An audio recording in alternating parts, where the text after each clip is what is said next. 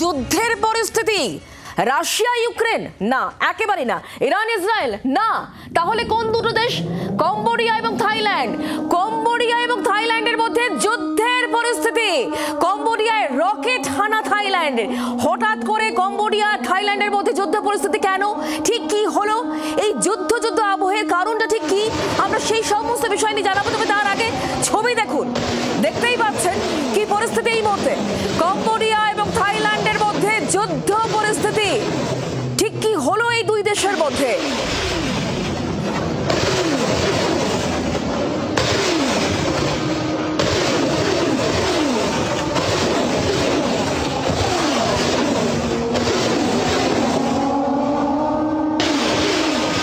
Cambodia এবং থাইল্যান্ডের মধ্যে একেবারে সংঘর্ষ তুঙ্গে। ঠিক কি হলো এই দু দেশের মধ্যে, যে কারণে এই ছবি দেখতে হচ্ছে আমাদেরকে? আমরা কথা বলবো সব্যসাচী চক্রবর্তী এই মুহূর্তে আমাদের সঙ্গে রয়েছেন, আমাদের প্রতিনিধি সরাসরি নিউজ রুম থেকে।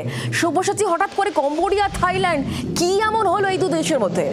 দেখো, বিষয়টা হঠাৎ করে নয়, বহু প্রাচীন এই অশান্তির ইতিহাস। তবে হঠাৎ করে যেটা হয়েছে, থাইল্যান্ড অভিযোগ করছে ল্যান্ডমাইনে থাইল্যান্ডের বেশ কয়েকজন সিভিলিয়ান মারা গেছিল। কম্বোডিয়ার চক্রান্ত, এবং কম্বোডিয়া পাল্টা থাইল্যান্ডের বিরুদ্ধে অভিযোগ করেছিল। এবং এই পাল্টা অভিযোগ এমন মাত্রায় যায় যে F-16 মোতায়েন করা হয় এবং কম্বোডিয়ায় বিমান হানা করে দিয়েছে থাইল্যান্ড। পাল্টা কম্বোডিয়াও শেলিং করেছে। ফলে পুরোদমে যুদ্ধ যাকে বলে। কম্বোডিয়ার তরফে ইউনাইটেড নেশনে অভিযোগ জানা হয়েছে যে অবিলম্বে নিরাপত্তা পরিষদের বৈঠক ডাকা হোক। এটা নিয়ে আসল সূচনাটা বলি। এই যুদ্ধের সূচনা একটা শিব মন্দির নিয়ে। দাংরেক পাহাড়ের ওপর প্রিয়া বিহার নামে একটা শিব মন্দির আছে। শিব মন্দিরটা কার, এইটা নিয়ে একেবারে শুরু থেকে যখন ফরাসিরা চলে গেল, কলম্বিয়ার জন্ম হলো, ওই যে সীমান্তটা হয়ে গেল দাংরেক পাহাড়ের ওপরে, সেখান থেকে সেই অশান্তি এখনো পর্যন্ত চলছে। গত মার্চের কথা বলি তোমার শুক্লা, গত মার্চে এমন পরিস্থিতি হয়েছিল যে ওই মন্দির চত্বরে একদিকে কম্বোডিয়ার সেনা, একদিকে থাইল্যান্ডের সেনা একেবারে বন্দুক দিয়ে মন্দির দখলের কথা বলে দিয়েছিল। কিন্তু তারপরে সেখানে একজন সেনার মৃত্যু হয়েছিল। তারপরে দুপক্ষের মধ্যে একটা বৈঠক সমঝোতা হয়, দুপক্ষ শান্ত হয়েছিল। কিন্তু শান্ত পরিস্থিতি ওপর থেকে ভেতর থেকে যে একটা চাপা ক্ষোভের আগুন ছিল তা স্পষ্ট হয়ে গেল। আজকের যে পরিস্থিতি আমরা দেখাচ্ছি, ধুন্ধুমার যুদ্ধ, যেখানে দুই দেশের বিরুদ্ধে পরস্পর হামলা চালাচ্ছে এবং রীতিমতো বিমান হানা। এবং চীনের তরফে বলা হয়েছে যে সীমান্ত এলাকা রয়েছে সেখান থেকে যেন তাদের দেশের লোক সরে যায়, এবং সীমান্ত এলাকা থেকে দুই দেশই তার স্থানীয় যারা রয়েছেন তারা সরিয়ে নিয়েছেন। একাধিক প্রাণহানি হয়েছে এখনো পর্যন্ত এই খবর পাওয়া যাচ্ছে। সেই ক্ষেত্রে দাঁড়িয়ে দুই দেশের মধ্যে কোনো সমঝোতা হয় কিনা, এবং এই বহু প্রাচীন বিবাদ, খেমার রাজত্বকাল, তখন দ্বিতীয় জয়বর্ধন রাজা, তার আমলে তৈরি মন্দির, শিব মন্দির, পরে তা বৌদ্ধ মন্দির হয়ে যায়। সেই মন্দির এখনো পর্যন্ত তা দখল নিয়ে যে দুই দেশের যুদ্ধ এই পর্যায়ে চলে যেতে পারে, সেটা এই থাইল্যান্ড বা কম্বোডিয়াকে না দেখলে বোঝা যাবে না। সীমান্ত নিয়ে যুদ্ধ, এবং সীমান্তের ওপরে দাংরেক পাহাড়ের ওপরে মন্দির নিয়ে মূলত এই যুদ্ধ, যে যুদ্ধ এখন একটা ভয়ঙ্কর পর্যায়ে চলে গেছে, যেখানে প্রাণহানি এবং বিমান হানার মতন খবর আসছে। সব্যসাচী, তুমি যেটা বলছিলে যে একটা শিব মন্দির কার, তা নিয়ে দু দেশের মধ্যে সংঘর্ষ, এবং এই দু দেশের মধ্যে সীমান্ত সমস্যা বহুদিনের। তাহলে কূটনৈতিক স্তরে কোনো রকম আলোচনা না করে একেবারে সরাসরি এই যুদ্ধ কেন দেখতে হচ্ছে, এটা একটু তোমার কাছ থেকে জানবো। কোনো ডিপ্লোম্যাটিক আলোচনা কি হলো না? বহুবার হয়েছে। বিষয়টা রাষ্ট্রসংঘ হস্তক্ষেপ করেছে। রাষ্ট্রসংঘ হস্তক্ষেপ করে বলে দিয়েছে এই যে ডিমার্কেশন লাইন যে পাহাড়ের ওপর দিয়ে, সেটা হচ্ছে মন্দিরটা কম্বোডিয়ার। মন্দিরটা যখন কম্বোডিয়ার করে দেয়া হলো, থাইল্যান্ডের তরফে খুব রাগ করা হয়েছিল যে এটা অন্যায় করা হয়েছে তাদের সঙ্গে। সেই রাগ তারা এখনো পর্যন্ত পুষে রেখেছে। ফলে তারা আন্তর্জাতিক যে আইন, আন্তর্জাতিক যে ভাবনা চিন্তা, যে প্রস্তাবনা দেওয়া হয়েছিল যে মন্দিরটা কার দখলে থাকবে, কার অ্যাকচুয়ালি মন্দিরটা, সেটা তারা মানতে নারাজ। ফলে যাই হোক না কেন, কূটনৈতিক আলাপ আলোচনা সব বিষবাও জলে, এবং সেই বিষবাও জলে যাওয়ার পর এই পরিস্থিতি তৈরি হচ্ছে এখন। একদম সব্যসাচী, তুমি আমাদের সঙ্গে থাকো। আরো একটা নতুন ছবি আপনাদেরকে দেখাই। একের পর এক ছবি দেখাচ্ছি, যেখানে বুঝতে পারছেন এই মুহূর্তে দু দেশের মধ্যে কি পরিস্থিতি দেখতে পাচ্ছেন। সাধারণ মানুষজন তারা আত্মগোপন করছেন, সবাই একটা জায়গায় চলে আসছেন এবং শুয়ে পড়ছেন। যে পরিস্থিতি এই মুহূর্তে তৈরি হয়ে রয়েছে দু দেশের মধ্যে, সংঘর্ষ একেবারে তুঙ্গে। একটা শিব মন্দির কার দখলে থাকবে তা নিয়ে মূলত কিন্তু এই গন্ডগোলের সূত্রপাত, এবং যা এই মুহূর্তে একেবারে চরম পর্যায়ে। কম্বোডিয়া আর থাইল্যান্ডের মধ্যে যুদ্ধ পরিস্থিতি এই মুহূর্তে একেবারে ভয়াবহ। ছবি দেখে বুঝতে পারছেন কম্বোডিয়ায় রকেট হানা থাইল্যান্ডে, BM-21 মাল্টি ব্যারেল রকেট হানা। দু দেশের সেনার মধ্যে এই মুহূর্তে সংঘর্ষ একেবারে তুঙ্গে। দেখতে পাচ্ছেন সেই ছবি, একের পর এক নতুন ছবি আসছে।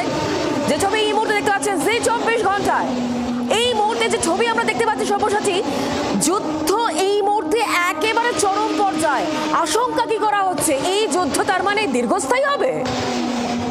যুদ্ধে যদি থাইল্যান্ড ওই মন্দির দখলের পরে এটা ভেবে নেয় যে ওই মন্দির দখল তারা করবেই, সেক্ষেত্রে কম্বোডিয়া ছাড়বে না গোটা বিষয়টা। ফলে তৃতীয় পক্ষ যদি হস্তক্ষেপ ইমিডিয়েট না করে, যে জায়গা থেকে কম্বোডিয়া দাবি করেছে যে রাষ্ট্রসংঘ হস্তক্ষেপ করুক, অবিলম্বে নিরাপত্তা পরিষদের বৈঠক ডাকুক, নয়তো তারাও যোগ্য জবাব দেবে, তাহলে কিন্তু এই যুদ্ধ আরও দু দেশের মধ্যে ব্যাপক হতেই থাকবে।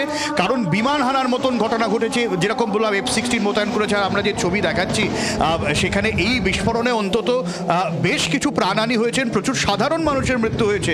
মৃত্যুর সংখ্যাটা এখনো পর্যন্ত নিশ্চিত করা যায়নি। ফলে খুব স্বাভাবিকভাবেই উত্তেজনা আরো চরমে উঠবে এই আশঙ্কা। ছবিতে আমরা বুঝতে পারছি, সব্যসাচী সঙ্গে থাকো, দেখতে পাচ্ছেন একেবারে ধোঁয়ায় ভরে গিয়েছে, ব্লাস্ট হচ্ছে, রকেট হানা চলছে একের পর এক। সেই ছবি দেখাচ্ছি, ভয়ঙ্কর এই ছবি, ভয়ঙ্কর।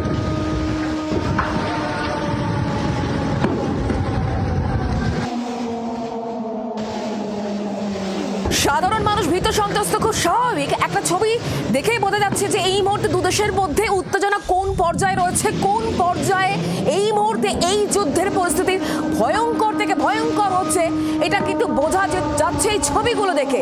কম্বোডিয়া এবং থাইল্যান্ডের কথা বলছি, এই দুই দেশের মধ্যে এই মুহূর্তে যুদ্ধ পরিস্থিতি একেবারে চরমে। সব্যসাচী, তুমি যেখানে থেমেছিলে। হ্যাঁ, আমি আরেকবার একটু বলে দিই সহজভাবে বিষয়টা। দেখো, এই যদি দাংরেক পাহাড় হয়, এই দাংরেক পাহাড়ের ক্ষেত্রে কিন্তু যে মন্দিরটা রয়েছে, সেই মন্দিরটা যখন 1953 সালে ফ্রান্সের হাত থেকে কম্বোডিয়া স্বাধীন হলো, তখন এই দাংরেক পাহাড়ের ওপরে যদি এটা প্রিয়া বিহার মন্দির হয়, তখন থাইল্যান্ডের যে অভিযোগ যে এই যে সীমান্ত রেখা এটা বরাবর আসছিল এরকম, ঠিক আছে, কিন্তু যেই এই মন্দিরটা এলো অমনি সীমান্ত রেখা এরকমভাবে ঘুরিয়ে দেওয়া হলো, মন্দিরটা কম্বোডিয়াকে দিয়ে দেওয়া হলো। এই জায়গা থেকে থাইল্যান্ডের আপত্তি যে না, এই মন্দির থাইল্যান্ডের, এটা তাকেই দিতে হবে। কম্বোডিয়া এটা মানতে নারাজ।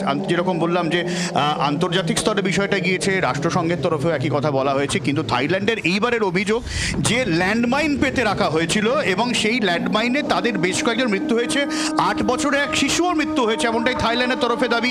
থাইল্যান্ড অভিযোগ করছে কম্বোডিয়া উস্কানি দিয়েছে। কম্বোডিয়ার পাল্টা অভিযোগ, থাইল্যান্ড কোনো রকম কোনো প্ররোচনা ছাড়াই তাদের ওপরে হামলা চালায়, এক সেনা নিহত হয় এবং আচমকা যুদ্ধ বিমান হামলা শুরু করে দেয়।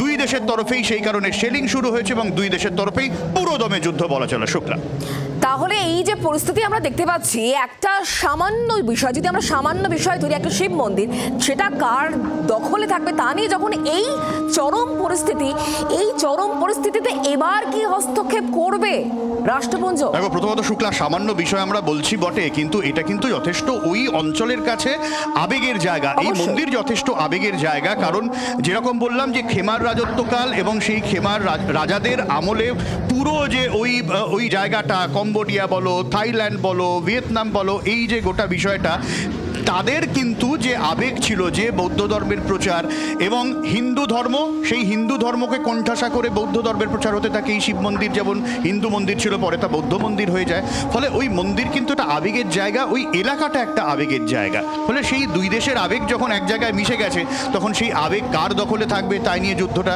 আমরা আগেও বিভিন্ন জায়গায় দেখেছি। ফলে ঠিক এই জায়গা থেকে এই যুদ্ধটা দু দেশের কাছে, এই ইস্যুটা খুব সিরিয়াস। এটা একেবারে কম্বোডিয়া দেশটার সৃষ্টি থেকেই বলা চলে।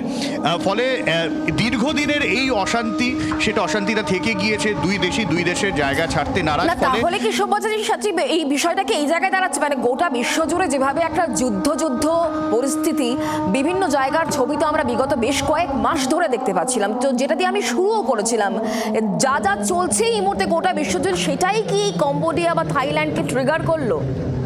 দেখো, এটা হওয়ারও একটা সম্ভাবনা আছে, আন্তর্জাতিক বিশ্লেষকরা মনেই করছেন। কারণ এই যে রিজিয়নটা রয়েছে, এই অঞ্চলে বরাবর ভারত চীনের মধ্যে তো একটা টক্কর চলে যে কে কার দখল নেবে, এবং চীনের কিছু উস্কানি বরাবরই থেকে যায় এই এলাকাতে অশান্তি পাকানোর জন্য। ফলে এখনো পর্যন্ত নানান রকম ষড়যন্ত্রের তথ্য রয়েছে এবং ইউএস এর অবাঞ্ছিত হস্তক্ষেপ রয়েছে, আমরা বাংলাদেশের ক্ষেত্রে দেখেছি। ফলে এমনি এমনই যে যুদ্ধ আবার নতুন করে শুরু হবে, একটা পুরনো বিবাদ, সেই পুরনো বিবাদ চলছিল, ছোটোখাটো অশান্তি লেগেই থাকে। সেই ছোটোখাটো অশান্তি যখন এত বড় আকারের যায়, সেই ক্ষেত্রে তৃতীয় কোনো দেশের উস্কানি থাকার আশঙ্কাও কিন্তু যারা আন্তর্জাতিক সম্পর্ক বিশেষজ্ঞ তারা কিন্তু উড়িয়ে দিচ্ছেন না।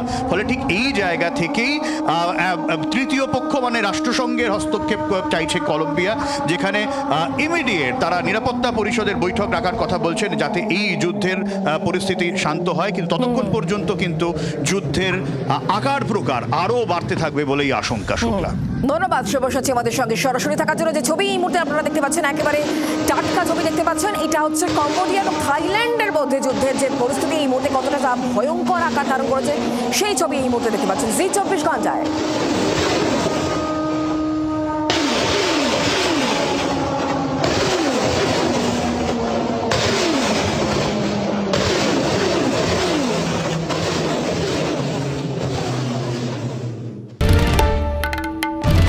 বাংলার আওয়াজ, বাঙালির আবেগ, জি 24 ঘন্টা।